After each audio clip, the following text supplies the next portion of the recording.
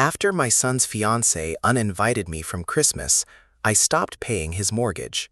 True story. I was sitting in my recliner on a Tuesday morning in November when the text message came in. The coffee was half empty on the table next to me. The news was on mute. I was folding a load of towels my wife used to fold before she left. The phone buzzed against the wood armrest, and I picked it up thinking it was my son David sending me a picture of my grandson. He used to do that a lot. Send me pictures of little Leo eating cereal or playing in the yard. I missed those pictures. They stopped coming around July. The text was from David, but it did not feel like David. It felt like someone typing over his shoulder. It said, "Dad, we need to talk about the house." I called him right away, and he did not pick up. I called again 10 minutes later, and he did not pick up. I called a third time after I finished folding the towels, and his phone went straight to voicemail, like he had turned it off. That was the first time I felt something cold move through my chest. Not panic yet, just a chill. The kind you get when you know something is wrong before you know what it is. I met David's fiancée Rachel for the first time 3 years ago at a diner off the highway. She was pretty in a sharp way. Dark hair pulled back, good smile, but it did not reach her eyes. She shook my hand like she was closing a business deal. David looked at her like she hung the moon. I was happy for him. He had been alone for a long time after his first marriage fell apart. His ex-wife took half of everything and left him with a stack of debt and a 2-year-old boy who barely knew her name. I helped him through that. I gave him $15,000 to pay off the debt. I watched Leo every weekend so David could work double shifts. I bought diapers and formula and clothes and toys and a car seat and a crib and a stroller and a high chair and everything else a single father needs when he is drowning. I never asked for a penny back. That is what fathers do. That is what I believed. When Rachel came along, I thought, finally someone to help carry the weight. Finally someone to love my son and my grandson the way they deserved. She moved into David's rental house 6 months into the relationship. Then she started talking about buying a place together, a real home, somewhere with a yard for Leo and a garage for David's tools and a garden for her. I thought it was a beautiful dream. I wanted to help. I had some money saved, not a fortune, just what I put away over 40 years of driving a truck and living small. My wife and I never took fancy vacations, never bought new cars. We fixed the roof ourselves and painted the walls ourselves and made the old house last because that was what you did. You saved, you waited, you planned for the future. The future came in the form of a 3-bedroom ranch on a quiet street in the suburbs. The down payment was $60,000. David and Rachel had maybe 10 of that. I had 50. I remember sitting at their kitchen table with a check in my hand. Rachel poured me a glass of wine. David hugged me and said I was the best dad in the world. Leo climbed into my lap and fell asleep against my chest. That night, I felt like I had done something right. Like all those years of driving through the night, missing birthdays, missing anniversaries, missing everything, had finally paid off. I was giving my son a home, a real home. That was worth more than money. That was worth everything. The deal was simple. I would cover the down payment, and they would pay the mortgage. The house would be in David and Rachel's names, but I would have a place there too. A small room, a place to stay when I visited, a place to watch Leo grow up. Rachel said absolutely. She said this is your home too. She said we would never forget what you did for us. I believed her. I wanted to believe her. I needed to believe her, because the alternative was too ugly to think about. For a while, it was good. I came over every Sunday for dinner. Rachel made pot roast with lasagna or whatever she had learned from YouTube. David grilled steaks in the summer. Leo grew from a toddler into a little boy who knew my name and wanted me to read him stories before bed. I helped with the yard work. I fixed the leaky faucet in the guest bathroom. I painted the fence. I replaced the garbage disposal. I cleaned the gutters. I did all the things a father does when he wants to be useful, when he wants to earn his place at the table. The first crack came about 18 months after they moved in. I noticed David started pulling away. His texts got shorter. His phone calls got less frequent. When I asked if something was wrong, He said work was busy. When I asked if things were okay with Rachel, he said everything was fine. But I knew the difference between fine and fine. I had been married for 42 years before my wife decided she wanted something different, something younger, something that did not smell like diesel fuel and regret. My wife left in the spring of 2019. She packed a bag while I was at the hardware store buying a new hose for the garden. I came home and found a note on the kitchen counter. It said, "I love you, but I am not in love with you." It said, "You deserve someone who can give you more." It said, "Please do not try to find me." I stood in the kitchen for an hour holding that note. Then I called her phone and it went straight to voicemail. I called David and he came over and sat with me while I cried. He held my hand like I had held his when he was small. He said, "You have me, Dad. You always have me. I will never leave you." I thought about that promise a lot in the months after the mortgage started. I thought about it when the Sunday dinners became once a month. I thought about it when the once a month became every 6 weeks. I thought about it when Rachel stopped answering my texts altogether, and David only answered with emojis or one-word replies. I told myself they were busy. I told myself young couples need their space. I told myself I was being needy and pathetic and old. I told myself to be grateful for what I had instead of complaining about what I did not. Then Thanksgiving came. The first Thanksgiving after the house. Rachel invited me over, but there was something strange about the invitation. It came through David, not from her directly, and it came with a list of rules. Do not bring alcohol, do not talk about politics, do not stay too late. I read those rules and felt something twist in my stomach, but I said, okay. I showed up at 3 o'clock with a store-bought pie because Rachel had told David she did not want me to cook anything. The dinner was fine, quiet, stiff. Rachel spent most of the meal on her phone. David kept glancing at her, like he was waiting for permission to speak. Leo was the only one who acted normal. He climbed into my lap and told me about his new dinosaur book, and I felt like maybe everything was okay. Maybe I was imagining the coldness.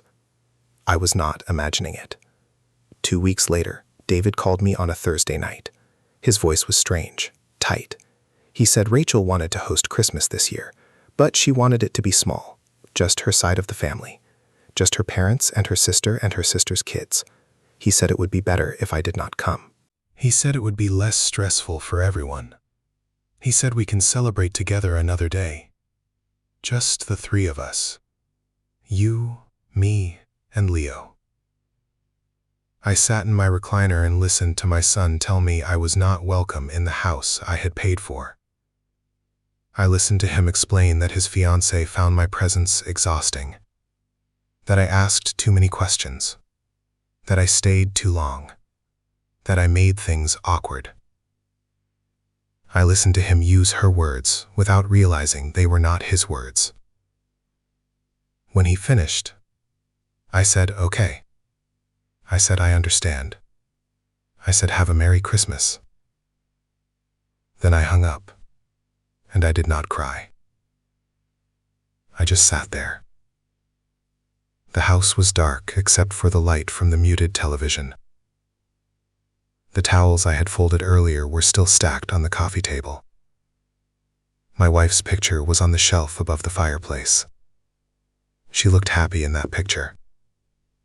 She looked like someone who had never made a mistake. I spent Christmas alone. I made a small turkey breast and some instant mashed potatoes, and watched old movies on cable. My phone did not ring. No texts. No calls. No pictures of Leo opening presents. Around 8 o'clock I poured myself a glass of whiskey and sat in the dark and thought about every sacrifice I had ever made for David.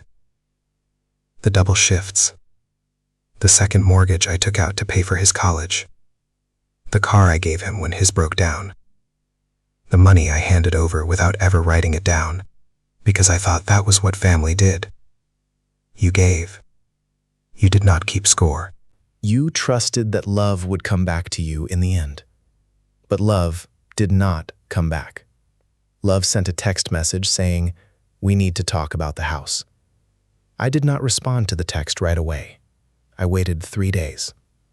3 days of sitting in that recliner replaying every conversation, every dinner, every hug, every smile. 3 days of wondering where I went wrong, what I did to make my son's fiancée hate me so much, what I did to make my son choose her over me. On the third day, I called David, and he answered. I asked him what he wanted to talk about. He said, "Rachel and I have been looking at our budget, and we think it would be better if you just kept paying the mortgage, not just the down payment, the whole thing, every month, until we get on our feet." I asked how long that would be. He said he did not know. Maybe a year, maybe 2, maybe longer. Rachel had stopped working to stay home with Leo. They had bought a new car. They had taken a vacation to Florida in October. They had remodeled the kitchen I helped them paint, the kitchen where Rachel used to make pot roast on Sundays before she decided I was exhausting. I told David I would think about it. He said okay, and hung up before I could say anything else. That was when I started to understand. Not all at once, in pieces. Like a puzzle someone dumps on the table and you have to put together yourself.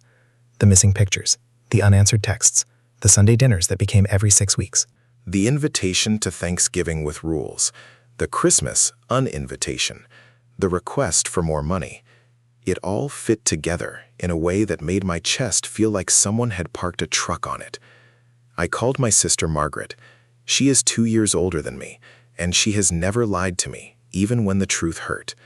I told her everything: the house, the down payment, the mortgage, the Thanksgiving rules, the Christmas uninvitation, the request for more money. She was quiet for a long time. Then she said, "Those people are using you, brother. That girl is using you, and your son is letting her." She said, "You need to stop paying that mortgage tomorrow." She said, "You need to take your name off that house." She said, "You need to save yourself, because no one else is going to save you." I wanted to argue with her. I wanted to say, "David is a good boy. He loves me. He would never do anything to hurt me." But I could not say those words because I did not believe them anymore. I did not know when I stopped believing them. Maybe it was the Christmas uninvitation. Maybe it was the text message. Maybe it was the look on David's face when Rachel was on her phone at Thanksgiving. The look of a man who had already chosen his side, and it was not mine. I went to see a lawyer the first week of January. His name was Mr. Harris. He was a small man with a big desk and a voice that sounded like gravel. He asked me to bring every document I had related to the house: the purchase agreement, the mortgage papers, the bank statements showing the down payment, the text messages, the emails. I brought everything in a cardboard box I had used to store Christmas decorations. Mr. Harris looked through each document slowly. He asked me questions about what had been said and who had said it and when. He asked me if I had any written agreement about the money, any contract, any signed promise that I would have a place in the house, any proof that the down payment was a loan rather than a gift. I told him the truth. There was nothing in writing. I had trusted my son. I had trusted his fiancée. I had trusted that love and blood and 40 years of sacrifice meant something. Mr. Harris looked at me with something that might have been pity or might have been exhaustion. He said I could try to sue for the money back, but it would be difficult. He said the court might see it as a gift. He said the court might see it as a father helping his son. He said the best thing I could do was stop paying the mortgage immediately and let them figure it out on their own. That night, I sat in my truck in the parking lot of a grocery store, and I cried. Not the quiet tears I had been crying in my recliner. Real crying. The kind that comes from deep in your stomach and makes sounds you do not recognize. I cried for the son I raised. I cried for the grandson I might never see again. I cried for the wife who left me, and the house I sold to pay for David's college, and the years of driving through the night while other men slept in their beds. I cried because I was 68 years old, and I had nothing left except a small apartment and a truck with 200,000 miles and a heart that felt like a piece of meat someone had dropped on the floor. I stopped paying the mortgage in February. I did not tell David. I just stopped. The automatic payment I had set up to come out of my checking account every month, I canceled it online. It took 30 seconds, less time than it took to boil water for coffee. I wondered how something that meant so much could end so fast. One click, and it was done. David called me 3 weeks later. He was angry. I had never heard him angry at me before. Frustrated, yes. Disappointed, yes, but never angry. He said Rachel had checked the mortgage account and saw the payment had not gone through. He said they were going to be late on their first payment ever because of me. He said I had promised to help them. He said I was being petty about Christmas. He said Rachel was right about me. I was exhausting. I was needy. I was always making everything about myself. I listened to my son say these things and I felt something break. Not my heart. That had already broken. Something deeper. Something I did not have a name for. I said, David, I have given you everything. I gave you money when you were drowning. I gave you a home for your son. I gave you a down payment for a house I am not allowed to visit on Christmas. I gave you 40 years of my life. And now you want me to give me more. When does it stop? When do I get to stop? He did not answer. He said, You are going to lose your grandson over this. Rachel has already said she does not want you around Leo if you are going to be like this. She does not want you to confuse him. She does not want you to turn him against us. Those words hit me like a shovel to the chest. I had never said a single bad word about Rachel to Leo. I had never said a single bad word about David to Leo. I had just loved that little boy.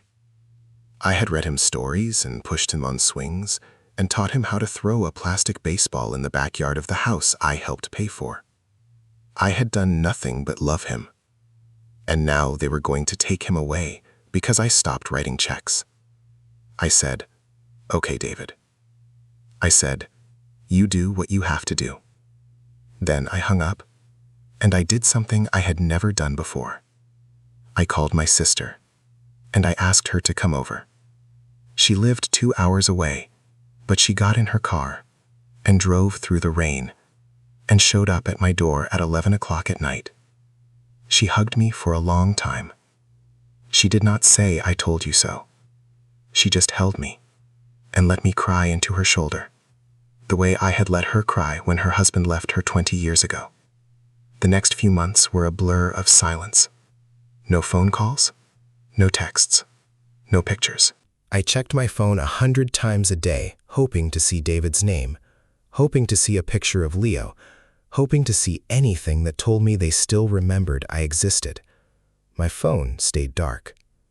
I started going to the hardware store just to walk around. I would pick up screwdrivers and hammers and levels and put them back because I had no projects anymore. No son asking me to help with a fence. No grandson needing a toy box built. No reason to own tools except to remember the hands that used to use them. In April, I got a letter from a lawyer. Not Mr. Harris, a different lawyer. Rachel's lawyer. The letter said Rachel and David were concerned about my behavior. It said they felt I was a negative influence on their family. It said they wanted me to sign a document agreeing to stay away from their property and from Leo until further notice. It said if I did not sign, they would seek a restraining order based on emotional harassment. I read that letter 3 times. Then I called Mr. Harris and read it to him over the phone. He laughed. Not a mean laugh, a tired laugh. He said they have no grounds for a restraining order. He said this is a bluff. He said they are trying to scare you because you stopped paying the mortgage. He told me to throw the letter away and ignore it. He told me to stop answering their calls. He told me to let them dig their own hole. So I did. I threw the letter away. I stopped answering calls from numbers I did not recognize. I stopped hoping for a text from David. I stopped looking at the picture of Leo on my nightstand because it hurt too much to see his face. I started going to a coffee shop near my apartment every morning. I would order a small black coffee and sit by the window and watch people walk by. Mothers with strollers, fathers holding children's hands, grandfathers pushing kids on the swings at the park across the street. I would watch them and feel nothing, Then I would feel everything. Then I would go back to my apartment and sit in the dark until it was time to sleep. The mortgage payment I stopped making did not break them. I checked the public records online. They found a way. Probably Rachel's parents. Probably another victim. Another person who believed the smile that did not reach her eyes. The house stayed in their names. They kept living there. They kept remodeling. They kept taking vacations. I saw pictures on Rachel's social media account before she blocked me. Beach pictures, Disneyland pictures, a new fence in the backyard, a new playset for Leo, a new car in the driveway. All of it paid for by someone else. Maybe me, maybe her parents, maybe David's credit cards. I stopped caring where the money came from. I only cared that Leo looked happy in the pictures. That was something. That was the only thing. By summer, I had settled into a new kind of life. Empty but calm. Quiet but not peaceful. I stopped waiting for the phone to ring. I stopped checking my email. I stopped hoping for an apology that would never come. I went to the coffee shop every morning. I walked through the hardware store every afternoon. I ate dinner alone every night. Sometimes Margaret called to check on me. Sometimes my other son Thomas called from across the country. Thomas was the good one, the one who had moved away and started his own life and never asked me for money. He offered to fly me out to see him. He offered to let me stay in his guest room for as long as I wanted. But I could not leave. Something kept me in that apartment. The same thing that made me keep the picture of Leo on my nightstand. The same thing that made me drive past the house once a month just to see if the lights were on. I drove past the house on a Sunday afternoon in August. I parked across the street and watched. David was in the backyard grilling. Rachel was on the patio with a glass of wine. Leo was running around the yard with a water gun. They looked like a family, a happy family, the kind of family you see in commercials for life insurance or laundry detergent. I watched Leo chase a butterfly. I watched David flip burgers. I watched Rachel laugh at something on her phone. I watched them live the life I had helped build, and I was not in it. I was across the street in a truck that smelled like old coffee and regret. I wanted to get out. I wanted to walk across the lawn and pick up Leo and hold him the way I used to hold his father.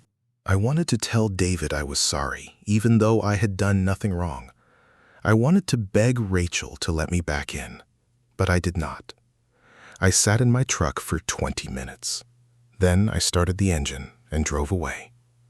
I drove past the coffee shop, past the hardware store, past the park where I used to push Leo on the swings, past the diner where I first met Rachel, past the hospital where David was born, past all the places that held all the memories that now felt like knives in my chest.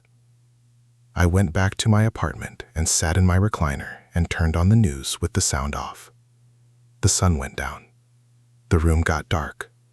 I did not turn on a light. I sat there until I could not tell the difference between my eyes being open and my eyes being closed. That was 3 years ago. I am 71 now. My hair is gray and my hands shake when I try to hold a screwdriver, and my knees hurt when I walk up the stairs to my apartment. I still go to the coffee shop every morning. I still walk through the hardware store. I still eat dinner alone. David and I have spoken twice in 3 years. Once when his mother died and he called to tell me. Once when my sister Margaret had a heart attack and he called to ask if she was okay. Both conversations lasted less than 2 minutes. Both conversations felt like talking to a stranger who used to be my son. Leo is 7 now. I do not know what he remembers of me. I do not know if he asks about me. I do not know if he still has the toy box I built him, or the baseball glove I bought him, or the dinosaur book I read to him 100 times. I hope he does. I hope he remembers something. Even a small thing. Even just the sound of my voice reading about the Triceratops and the T-Rex. Even just the feeling of being held by someone who loved him more than anything in the world. Rachel married David last year. I was not invited. I saw the pictures on Margaret's phone. Rachel wore white. David wore a blue suit. Leo wore a tiny tuxedo and stood between them like a prop. They smiled for the camera like nothing had ever happened, like I had never existed, like the down payment had fallen from the sky, like the years of Sunday dinners and backyard fences and fixed faucets were just a story someone made up. I still have the key to that house, the one David gave me when they first moved in. He said, "Keep it, just in case. Just in case you need to come over. Just in case we forget to leave the door unlocked." I kept it on my keychain for 3 years. It rubbed against my truck key and my apartment key and the key to Margaret's house. I took it off last week. I put it in a drawer with the old photographs and the birthday cards and the letters David wrote me from summer camp when he was 9 years old. I do not know why I kept it so long. Maybe because I believed one day I would use it. One day I would walk through that door and everything would go back to the way it was before. Before the text message, before the uninvitation, before the lawyer's letter, before I understood that love does not always come back to you. The mortgage on that house is almost paid off now. Rachel's parents helped with the last few years. Or maybe Rachel went back to work. Or maybe David got a promotion. I do not know. I stopped checking the public records. I stopped driving past the house. I stopped hoping. Hope is a dangerous thing for a man my age.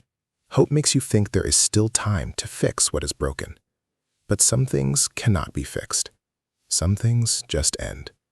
And you have to learn to live with the ending, even when it does not make sense, even when it is not fair, even when the people you loved the most are the ones who walked away and left you standing in an empty room with nothing but silence and a key that does not open anything anymore. I still have the towels, the ones I was folding when David sent that first text. I still have them in the linen closet. They are the same towels my wife and I bought on our 20th anniversary. They are frayed at the edges and faded in the middle, and they smell like nothing. Like a house where no one cooks anymore. Like a life that got smaller and smaller until there was barely enough room for one person to breathe. Sometimes I take one of those towels out of the closet and I hold it. I do not know why. Maybe because it is soft. Maybe because it is familiar. Maybe because it is one of the few things left that has not been taken from me. I hold the towel and I sit in my recliner and I watch the news with the sound off and I wait for something to happen. A phone call, a text message, a knock on the door. A boy with his father's eyes asking if I remember the dinosaur book. But the phone does not ring. The door does not knock. The boy does not come. And I am left with the silence and the towels and the key in the drawer and the knowledge that I gave everything I had to people who were only waiting for me to stop giving so they could throw me away. That is the story. There is no lesson. There is no redemption. There is no moment where David shows up at my door with tears in his eyes and says he is sorry. That only happens in movies. In real life, people move on. They build new families. They forget the old man who paid for their house and painted their fence and fixed their faucet and read their sons stories about dinosaurs. They forget because it is easier to forget than to feel guilty. It is easier to pretend I never existed than to admit what they did. So I exist in the spaces between. The coffee shop at dawn. The hardware store at noon. The apartment at night. I exist in the memory of a little boy who probably does not remember me anymore. I exist in the regret of a father who should have said no. Should have written a contract. Should have protected himself. Should have known that even your own blood can turn cold when there is money on the table. But I did not know. I thought love was enough. I thought sacrifice was enough. I thought being a good father was enough. I was wrong. And now I am 71 years old, with a drawer full of photographs, and a key that fits nothing, and a heart that learned the hard way that family is just a word, until it is not. I still go to the coffee shop every morning. I order a small black coffee, and I sit by the window, and I watch the grandfathers push their grandchildren on the swings, and I wonder if any of them know how lucky they are. I wonder if any of them know how fast it can all disappear. One text message, one uninvitation, one decision to stop writing checks. And then you are alone, just a man and his towels, and the silence of a house that was never really yours. That is where I am now. That is where I will stay until the end. Not angry, not bitter, just tired, just sad, just waiting for a phone call that I know will never come.